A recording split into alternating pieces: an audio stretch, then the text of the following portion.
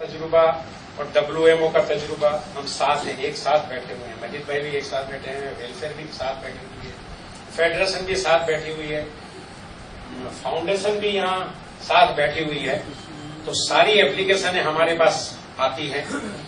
बहुत अफसोस होता यह है कि वहां के सदर हों या जनरल सेक्रेटरी हो, बहुत गैर जिम्मेदारी से काम लेते हैं।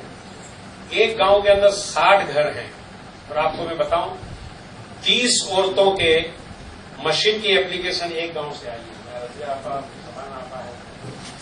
30 एप्लीकेशन, 60 घर हैं, 30 एप्लीकेशन मशीन के लिए आई हुई है, 15 हाउसिंग की एप्लीकेशन आई हुई है, दूसरी एप्लीकेशन एक एक गांव से आती है। ये क्या वजह है?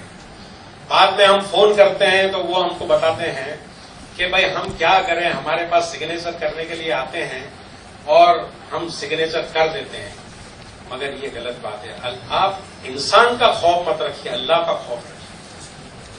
अल्लाह का खौफ रख करके काम कीजिए, इंसान का खौफ मत रखिए। आपको ये समझना चाहिए कि ये पैसा जो है कौन हकदार है और किसको हक पहुंचना चाहिए। गैर हकदार का अगर आप एप्लीकेशन साइन करके भेज देंगे, हम तो आपके भरोसे पे, जमात का सदर है, जिम्मेदार है, उसके भरोसे पे दे देंगे। मगर बाद में ये पता चलता है कि ये जिम्मेदार नहीं थे, हकदार नहीं थे। बहुत सारे असले मसले मैं आपको एग्जाम्पल दूं कि आए कि हमने क्राइटेरिया रखा था कि मकान किराए का तुम्हारा है तो तुम एग्रीमेंट दिखाओ। एग्रीमेंट उन्होंने अटैच किया। आदमी गया तपास करने के लिए, बराबर वो भाड़े के मकान में रहती है और 2 महीने का एग्रीमेंट, जब उनको पता है कि एग्रीमेंट हम हमारा देखेंगे, पता चला कि उसका खुद का मकान है, 12 लाख की कीमत है। मगर कायदा ये है कि तुम्हारा एग्रीमेंट होना चाहिए लीव लाइसेंस का, तो वो खुद चले गए लीव लाइसेंस के मकान में रहने के लिए और अपना घर 12,000 रुपया किराए पे दे दिया 1 साल के लिए कि हमको रकम मिल जाएगी 1-2 लाख रुपया तो हम उसको खाली कर देंगे। तो ये पता चला हमको कि ये इस तरीके की भी हरकत करने वाले ऐसी हरकत करते हैं। इल्ला मसाला थोड़े लोग, मगर थोड़े लोगों की वजह से इसमें सारे लोगों के ऊपर शक की सुई जाती है और इंक्वायरी करनी पड़ती है। तो हम बाहर वालों से इंक्वायरी न करवाएं कि आपको भी बुरा न लगे। इसके लिए आपका फर्ज ये बनता है कि सही हकदार को आप हक दें। या तो आपकी कोई मजबूरी है और सामने वाला कोई माथा भारे बोलते हैं हम गुजराती में, मेमनी में, ऐसा अगर लगता है आपको, आप साइन कर दीजिए, मगर हमको इतला कर दीजिए, हम जिम्मेदारी उसकी उठा लेंगे कि भाई हमारे यहाँ क्राइटेरिया में तुम्हारा पास नहीं हुआ, तुम्हारे सदर ने तो बहुत अच्छा तुम्हारा रेफरेंस हमको दिया है, मगर हमारे क्राइटेरिया में नहीं आया, मजबूर है, नहीं दे पाते हैं, हम हमारी जिम्मेदारी उठा लेंगे। मगर कम से कम हम आपको इतला करें। एक बात बता दूं, यहाँ एक शख्स मौजूद भी है जिन्होंने बहुत सारे एप्लीकेशन भेजे, उनको मैंने फोन किया तो उन्होंने यही बात बताई। क्या करे इकबाल भाई, वो तो माथा मार रहे हैं, हमारा तो जीना मुश्किल हो जाएगा गांव के अंदर। मैं बोला आप इतने दिन देख लेना, इतने दिन हो गए, 3 महीने हो गए, आपका फर्ज बनता है कि हमको बताना चाहिए कि भाई ये जरूरतमंद है, ये जरूरतमंद नहीं है। तो हमारी कौम को मोहताज बना देना ये हमको गुनाह होगा। उसके अंदर हम हकदार को हक नहीं, और ये सारा फंड कोई कंटेनरों से नहीं आता है। ये फंड किस तरह जमा, एक एक पाई जोड़ करके किस तरह जमा होती है हकदार के लिए। और सामने वाला भी, उसको एतमाद है फेडरेशन के ऊपर, उसको एतमाद है WMO के ऊपर कि ये लोग सही काम करते हैं, हकदार को पहुंचता है। अगर उनको पता चला कि ये इस तरह होता है तो ये फंड पूरा जो है ये बंद हो जाएगा। खुदा के वास्ते इस तरीके का काम आप ना करें ताकि आपकी जिम्मेदारी से आप हटे। आपकी जिम्मेदारी वो है। दूसरे नंबर में और 1-2 बात, मैं बहुत ज्यादा वक्त नहीं लूंगा, ये आप लोगों की जिम्मेदारी है कि इसको आप निभाएं। दूसरी बात, हमारे बुजुर्गों ने जमात क्यों बनाई, क्या वजह थी जमात बनाने? जमात बनाने की वजह ये थी कि जो आसूदा लोग हैं वो एक फंड निकालें और हमारे गांव में जो जरूरतमंद हैं उनको हम फंड मुहैया करें, उनको पांव पे खड़ा करें। उस वक्त फेडरेशन नहीं था, उस वक्त वेलफेयर नहीं था, उस वक्त फाउंडेशन नहीं था, उस वक्त WMO नहीं था, और सारा कारोबार चलता था जमातें, लोकल जमातें जो हैं वो अपने अपने जरूरतमंदों को मदद करती थी, पांव पे उठाती थी। फेडरेशन का कायम हुआ तो सारी जमातों ने केजी जो पढ़ाते थे, प्राइमरी जो पढ़ाते थे, और अगर कहीं यूनिवर्सिटी खुल जाए तो क्या वो केजी के बच्चों को आप यूनिवर्सिटी में भेज देंगे पढ़ाने के लिए? यूनिवर्सिटी का काम जो है वो हायर लेवल का काम है। तो आप फेडरेशन को और डब्ल्यूएमओ को हायर काम के लिए, टेक्निकल इंस्टीट्यूट बनाने के लिए, कॉलेज बनाने के लिए, हॉस्पिटल बनाने के लिए आप रखिए। ये छोटे छोटे काम जो है, आप यहाँ सदर तमाम जमातों के मौजूद हैं, आप अगर ये छोटे छोटे काम अगर उठा लेंगे तो फेडरेशन का पैसा, डब्ल्यूएमओ का पैसा बहुत बड़े कामों में इस्तेमाल में है।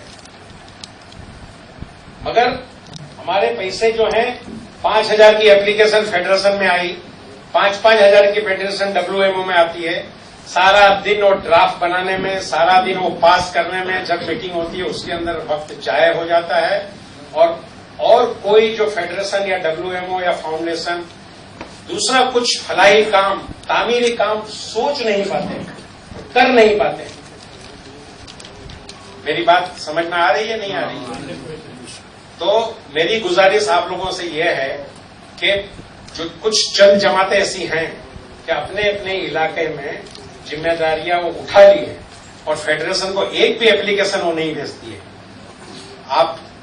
आपकी जमात की जिम्मेदारी आपकी है, आप ज़कात वहां वसूल कीजिए, सब लोगों को जमा कीजिए। और अब अल्हम्दुलिल्लाह मैं आपको बता दूं, एक छोटे छोटे गांव के अंदर हमने देखा है कि मेमन बच्चे इतने डेयरिंग वाले निकले, इतना कारोबार बढ़ गया है कि मेमन बच्चे करोड़पति बन गए। जमीन का काम करने वाले मेमन बरादरी के महाराष्ट्र के अंदर एक एक बच्चा 2-5 करोड़ रुपए का आसामी है।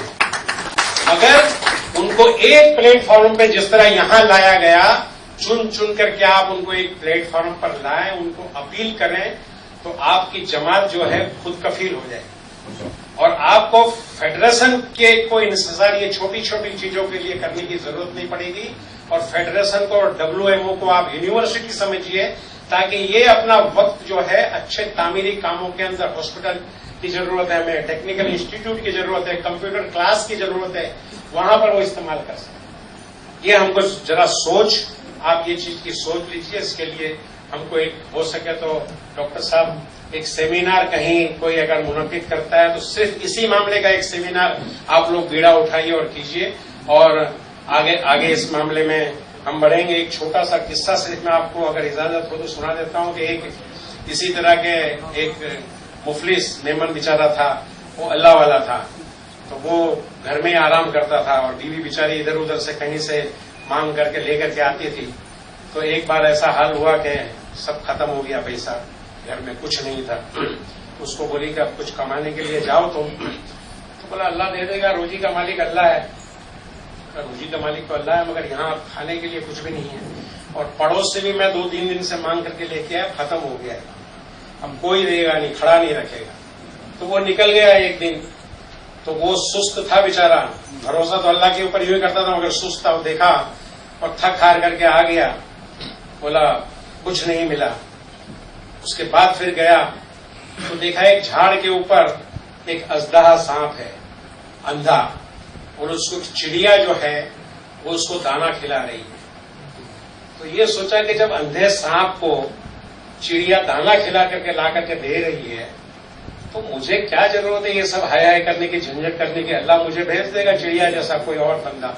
वो घर पे आ गया, घर पे आ गया, नमाज पढ़ करके। अब तो उसको आवाज आई कि बेवकूफ, तूने वो अंधे सांप की माजूरी तलब की, वो तू नसीब मांगता चिड़िया का कि खुद तू खाता और दूसरे को खिलाता।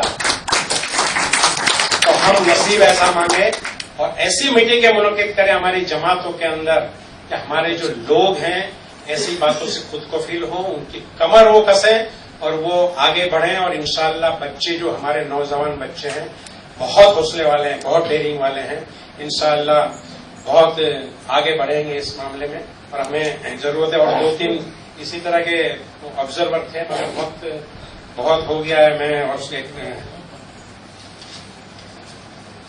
मैं यही कहते हुए मैं इजाजत चाहूंगा। और हमेशा एक शेर जो कहता हूं मैं कदम कदम पे उजाले उतर के आएंगे, तेरे नसीब में तारे उतर के आएंगे, सहारा बन के निकल घर से बेसहारों के लिए, तेरी मदद को फरिश्ते उतर के आएंगे।